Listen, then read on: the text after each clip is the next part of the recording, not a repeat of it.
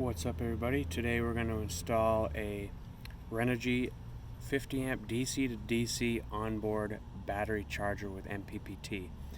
So this is a brand new product from Renogy. It just randomly popped up in my search results. I was trying to find a DC to DC charger, and Renogy has a couple of DC to DC chargers so that you can charge your batteries while you're driving using your alternator, but you'll be using a multi-stage charger that's designed for charging your different battery types. So originally I bought a Wirthco battery doctor isolator. The RV itself came with a solenoid based mechanical isolator, which means whenever you're driving, the alternator will switch from charging your starter battery to charging your house battery. But what I didn't know is these aren't actually designed to charge house batteries. Your alternator is only designed to charge your starting battery.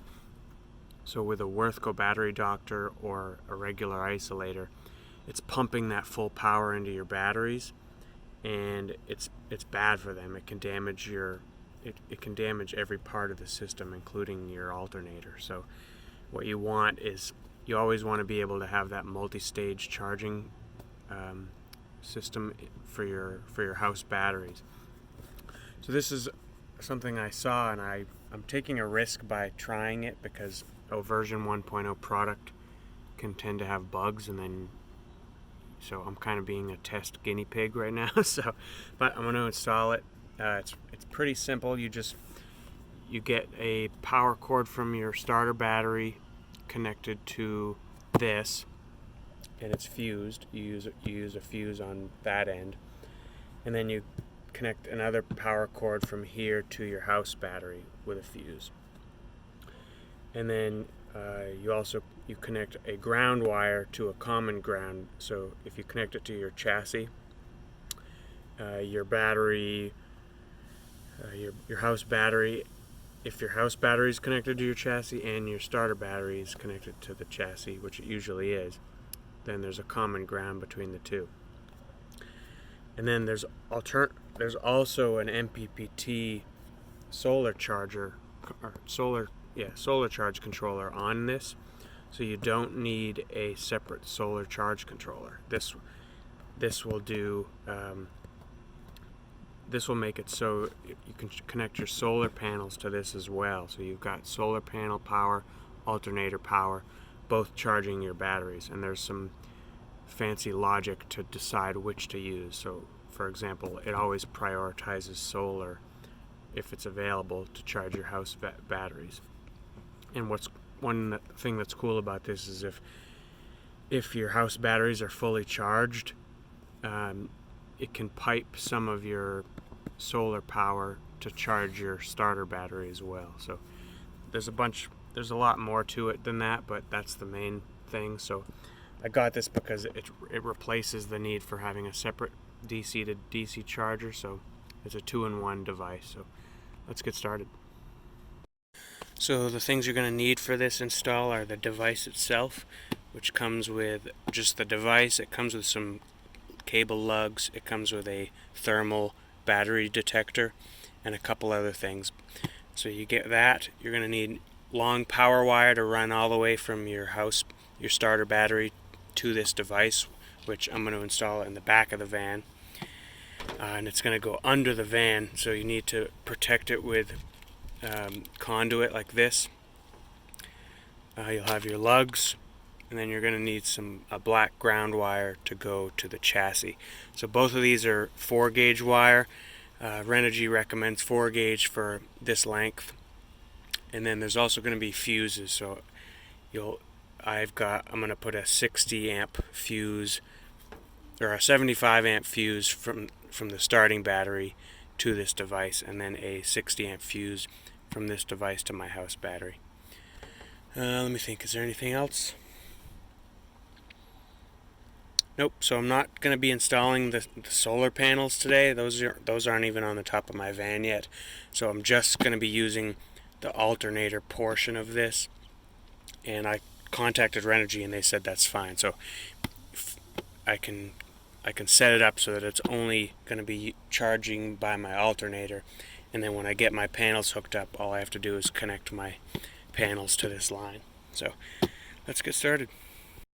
Okay, so the first thing I'm going to do to make sure I get I want to make sure I get all the wire measurements right. So I'm going to feed the wire from my starting battery back to the hole that's in my floor where my other chassis connections come through.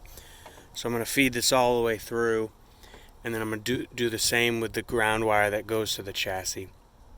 And I'm just going to verify how much actual extra length I have, and then that will help me decide where I want to install the charger. I'm pretty sure I'm going to put it right here.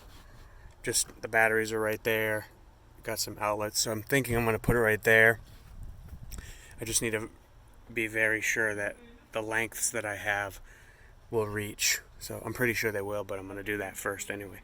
So I'm going to put some lugs onto these wires, feed it under the van with this conduit, and then test it all out.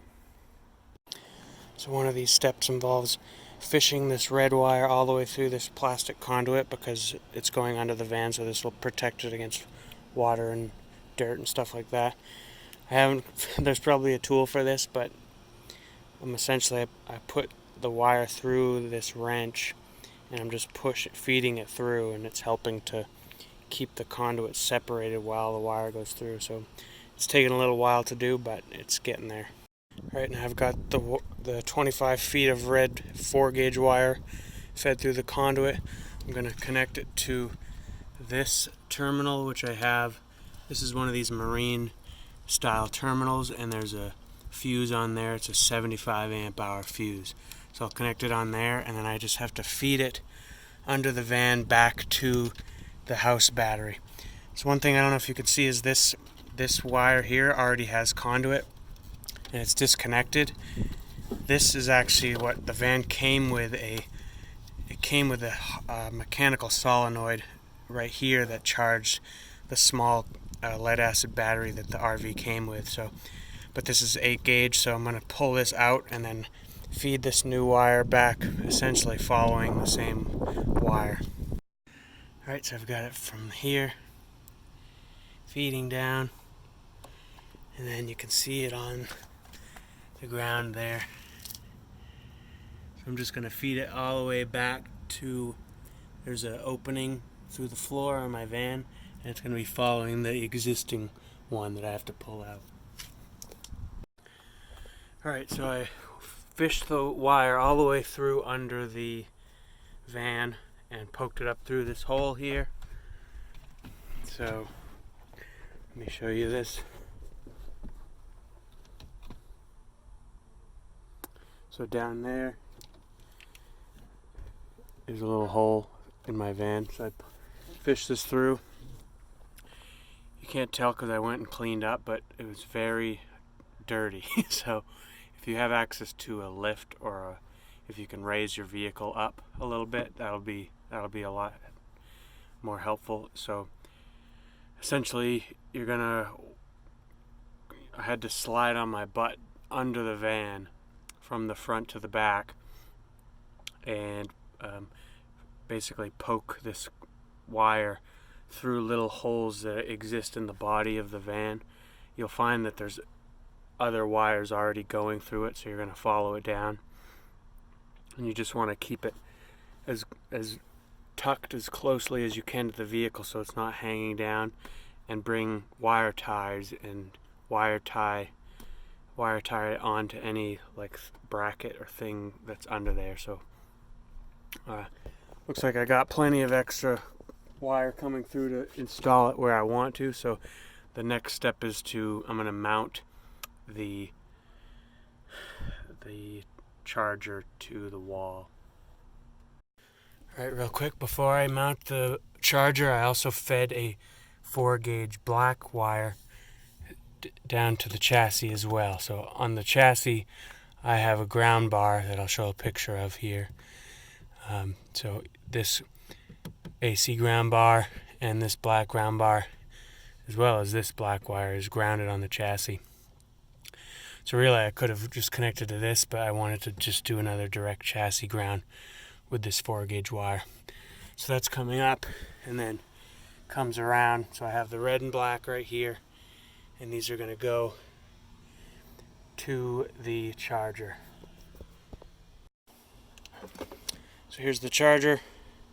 It's got these covers over the terminals that I'll have to unscrew to get to, but I'm just going to mount it right here and my wires should reach fine.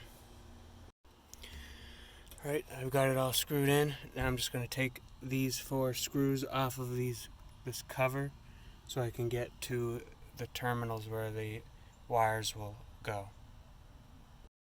Okay, I took those screws out. Be careful because they're really tiny and they'll just shoot off on you. But you can see this top one has a bunch of ports. It's the 2 terminals. One's for solar, the PV is photovoltaic. Alt plus is from your alternator, your starter battery. And you've got here a battery thermal sensor, so that is in the box. I'll hook that up. Then you have a BVS and an ignition sensor. So this is for, I can't quite remember, the ignition sensors. If you have a smart alternator, it will work with that. But if you have a traditional alternator, you don't need that because it's powered by internal voltage sensing relay that will sense the voltage off this alternator connection. There's this RS485. This is like a phone line or an Ethernet cable. They gave you the cable for it, but since this is a version 1 product, there's no way to connect it. So I think it's just for future proofing if they do have a monitor for it. So that's as far as I know. I'm not really sure what the BVS is. I'll probably put that in the description when I look it up. But right now I'm going to connect the battery thermal sensor, and then I'm going to connect this positive battery that we went under the van with. I mean the positive wire that came from the starter battery. I'm going to connect it to this alternator terminal.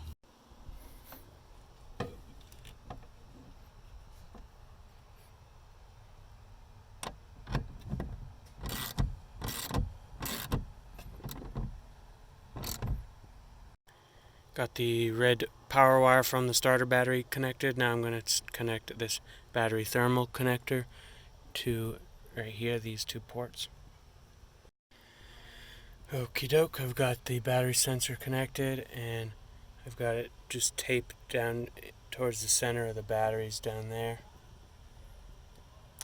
Now I'm going to put the cover back on here and then take the bottom one off and connect the positive to the positive terminal with the 60 amp fuse, and the negative cable will be this black cable that I've grounded to the chassis.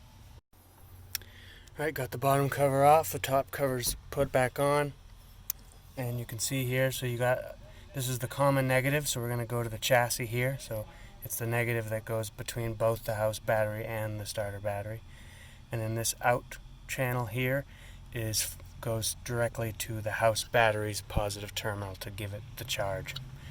So we're going to wire that up now. Alright, I've got the negative wired in. I'm just going to go under the vehicle first because one thing I didn't do was I didn't ground it to the chassis totally yet, so I want to show you. I have this ground bar under here, so I'll put the link for that in the description. Originally it was just 1 nut screwed into the chassis, but I got this ground bar that has a bunch of different slots there. So I just need to take this wire here and feed it into there and tighten it down. Okie doke, so I've got this wired in. It was pointing down, but I realized you can't close the cover if it's down, so it has to come out through these side channels. So now I'm going to wire on the last red, the red outgoing wire to my battery. So I also have this style terminal. I'll put a link in the description. These are pretty sweet. So it's a terminal that mounts right onto the battery terminal and gives you 2 separate fused terminals, and they're these marine style terminals. So you just, you just put the fuse over this, and this is a 60 amp fuse. And then your terminal goes over that. And so that way it's a lot easier than doing the separate kind of fused thing that you have to do. So I'm going to wire that in now.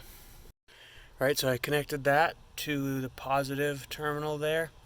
One thing to know about this, that apparently it does turn on with just a connection to your house battery, because my starter battery is disconnected right now, so it's just the house battery.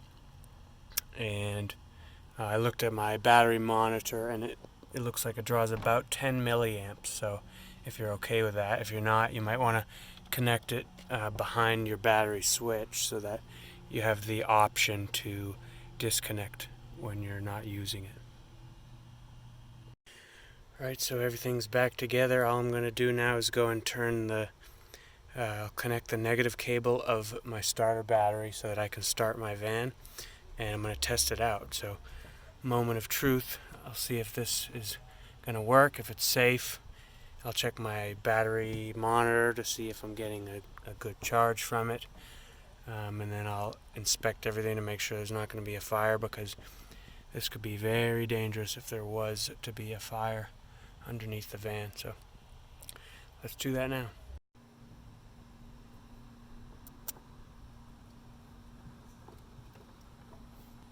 Now we're just going to start it up and test.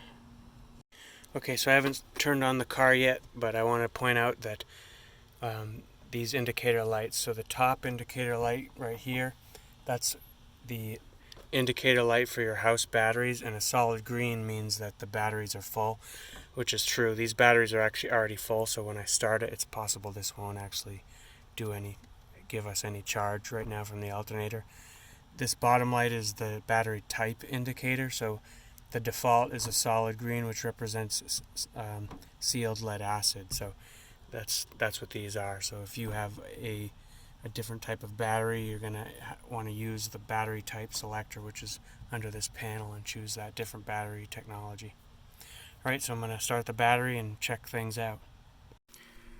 One thing I want to point out before I start is that this is my battery monitor, and it's reading between 0.7 and 0.10 amps, which is between 7 and 10 milliamps, which that's actually not much more than just my battery monitor itself. So I actually think that when this is plugged in, those lights over there are powered, but they're barely pulling anything at all. So it's not that big of a deal that it's not behind my battery switch. So just pointing that out. Alright, so I'm going to start this up. One thing about this charger / MPPT is that there's a 15-second cut-in from the alternator, so it gives the starting battery a lot of priority over the alternator. So when I start it, I don't expect anything to happen for at least 15 seconds.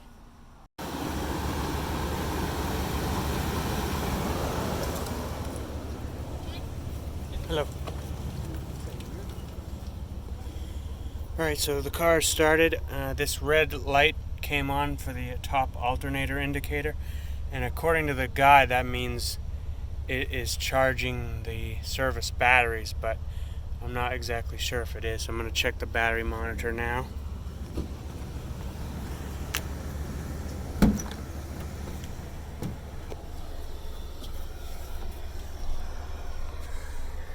Ooh, okay. And if you look at my battery indicator, you'll see I'm actually charging. I'm getting 17 amps in from the alternator, just idling. So that's pretty cool. So this is a multi-stage charger, so it's detecting that the battery is already pretty much full, so it's just going to top it off.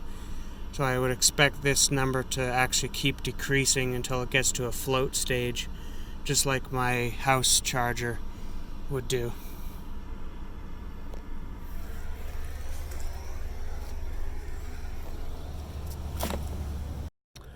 Alrighty, so I think that's a great success.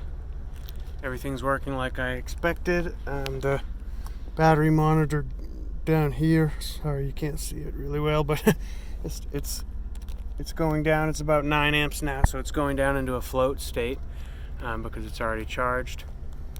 And I tested everything and it seems to be running great. So the last piece of the puzzle is just when I mount my solar panels, all I have to do is connect the positive to that battery charger there, and then the negative I connect to the common ground, so either the chassis or this negative bus I have in here. So that's the last piece of the puzzle for my electronic system. Now I can charge when I'm driving or charge with my panels when I get them set up. So see you in the next video. Peace.